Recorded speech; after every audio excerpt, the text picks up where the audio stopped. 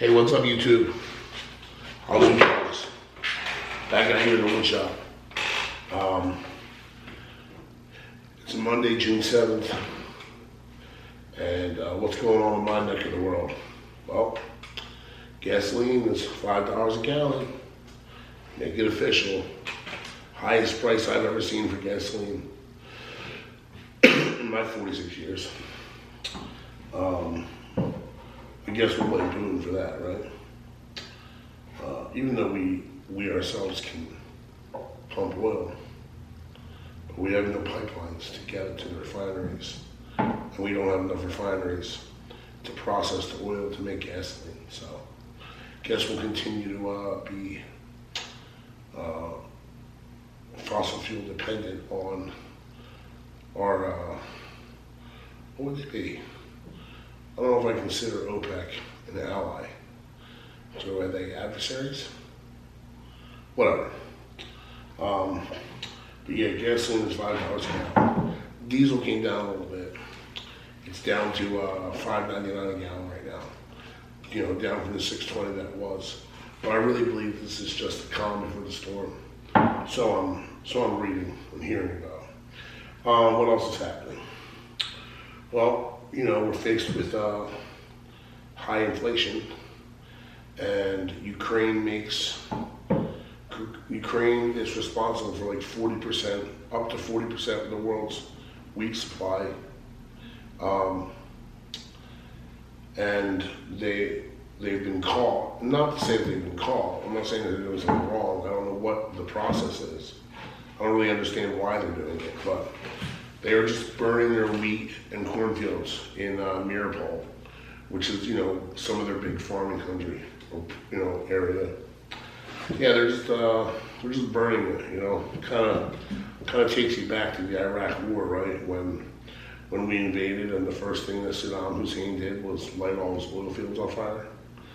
Yeah, it takes a sick person to just throw money away in that fashion, unless you were doing it because you knew something behind the scenes. Maybe you knew that the entire war was just over the oil in general, and you were just like, fuck it. If we can't have it, nobody can. I mean, that kind of makes sense, right? And we came up with all those bullshit reasons and excuses and weapons of mass destruction, and we sent in that, whatever his name was, Hans or whatever, to find them, and no one ever found anything, right? What they dig up, one catch, like 25-year-old, like small arms or something. And what a big story that was when they came up with that. They were like, we hit the big one, we hit the mother load, and it was nothing, you know? Well, in Ukraine, they're burning the wheat right now. I actually instructed my wife when she's food shopping, every time she goes food shopping, to buy a 5-pound bag of flour. So right now I think we have like 15 pounds of flour. And I'd like to get several more, you know, over the next few weeks.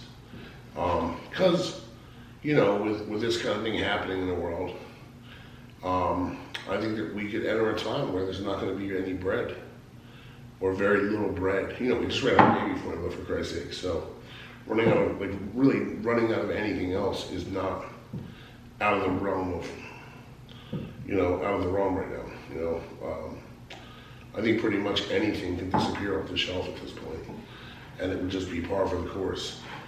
So I've been telling her to buy flour every time she goes to the store,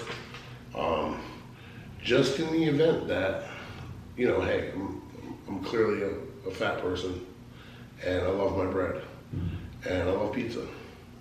So, you know, if I gotta make my own pizza dough, I can do that kind of thing because I'm also a trained chef.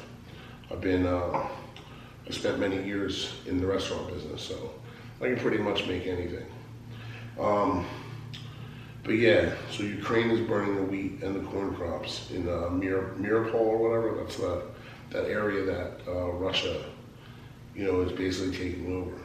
And maybe they're doing it because they don't want Russia to have sustenance and be able to live off of, you know, the wheat and whatnot. But whatever, it sucks for the rest of the world because, like I said, they're up to a 40% supplier of the world's wheat. worked in a rental today. I talk to you often about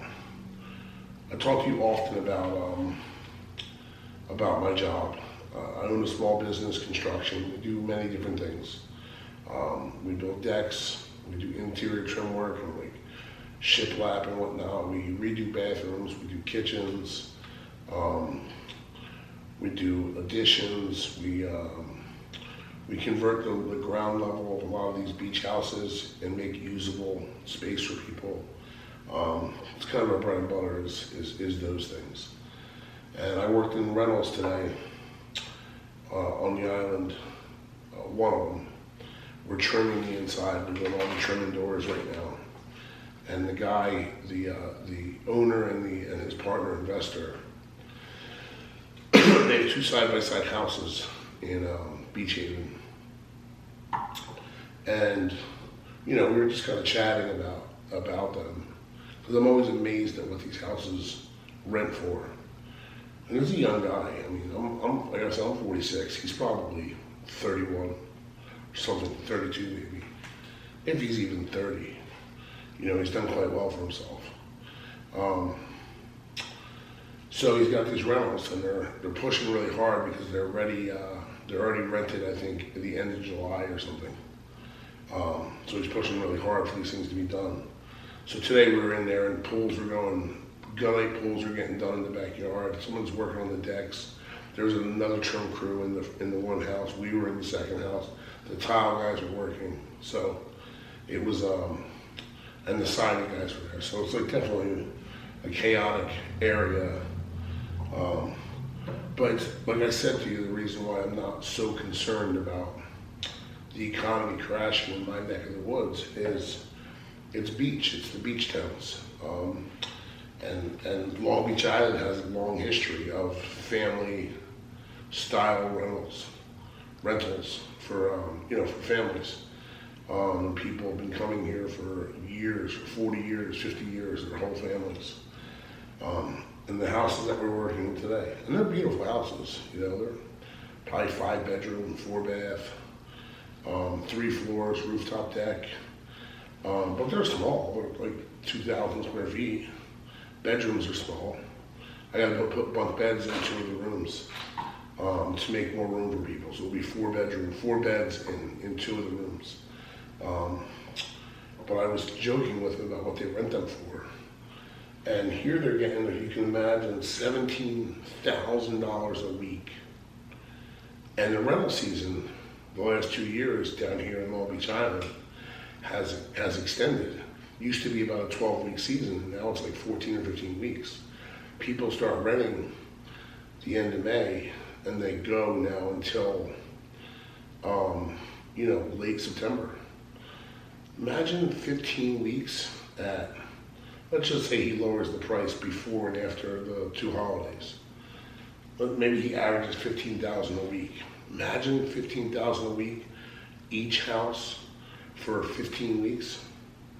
It's $60,000 a month, and it's almost 4 months. It's like $500,000 per summer, Say he'll recapture his investment in 5 years. It's amazing, But like I said, that's why I'm like concerned, but I'm not overly concerned, because come hell or high water next year, I remember this. A guy I worked with last year who's done quite well for himself. He bought a house on the beach block. It was like $2.5 million or something. Nice house. He bought the house because he'd been renting for 20 years.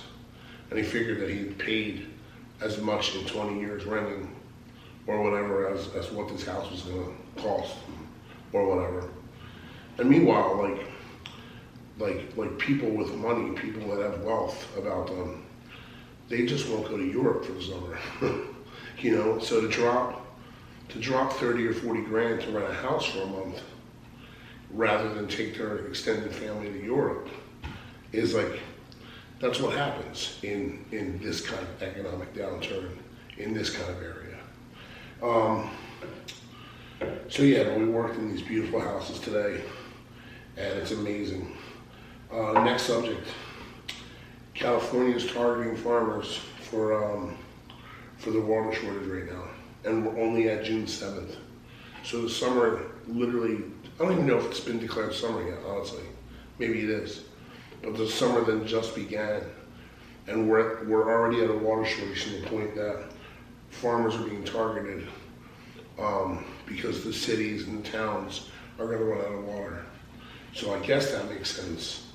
You know, people can't have water to flush their toilets and have sanitation, then farmers shouldn't be able to grow food. Yeah, figure that one out. But yeah, it's June 7th, and we're that much of a drought already.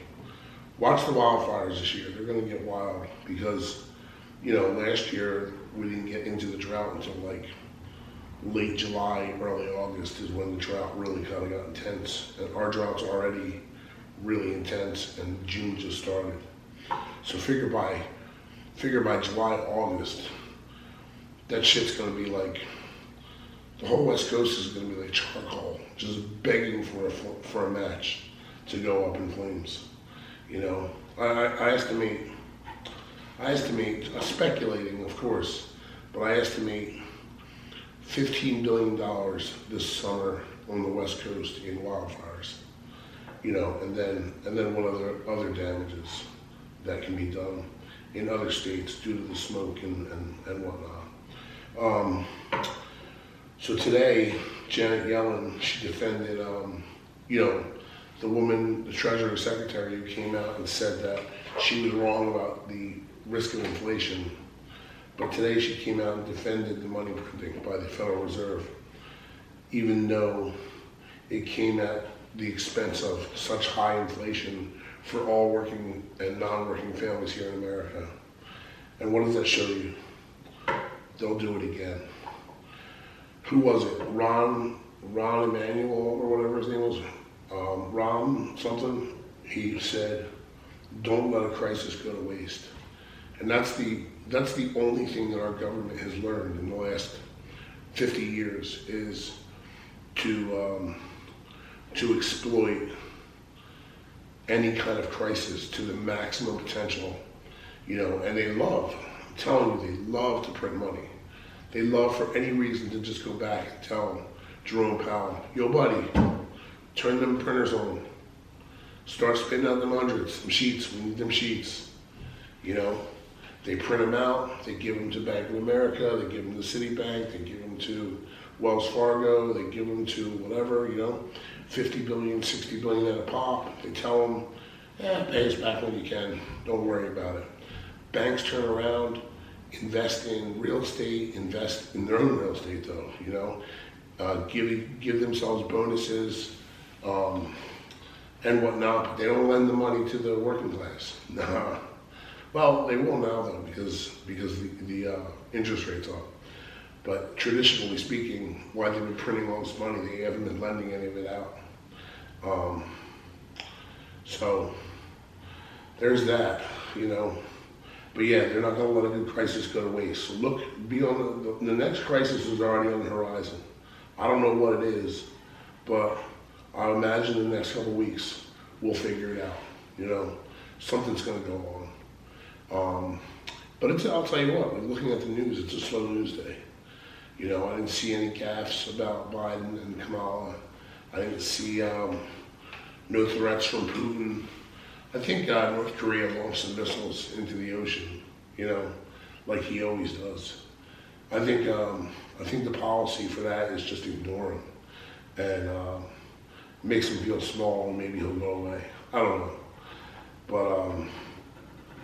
but that's the only thing I've seen. I mean, the economy was up 200 and some points today, but that's just revolving. That's just based on whatever dropped yesterday. People bought back today, and it went up. So everybody still made their money. That's what's important, you know. Keep the elites in their money. You know, BlackRock, they gotta stay in the money. They gotta make sure that they're profiting at every turn. You know. We talked about them the other day too. I don't know if I mentioned it. They're the largest real estate holder in North America. So not only do they own, you know, stakes in all those other companies that we talked about, They're the largest real estate owner in maybe in the world, honestly, other than probably the Vatican. But fuck it, man, they're giving the Vatican a run for their money. So, hey YouTube, thank you for listening to HowZoo Talks. Please like and subscribe to my channel, and check out our other YouTube channels, the HowZoo Built or HowZoo Builds. It's all time lapses. We got some new videos being released this week for that. And you know, like everything else, we're just gonna plug away at this. Try every night, or at least every other night, to come out here and put a video out for you guys and talk about the current events, because Lord knows you ain't gonna get it from the mainstream media. So thanks for listening, and we'll talk to you soon.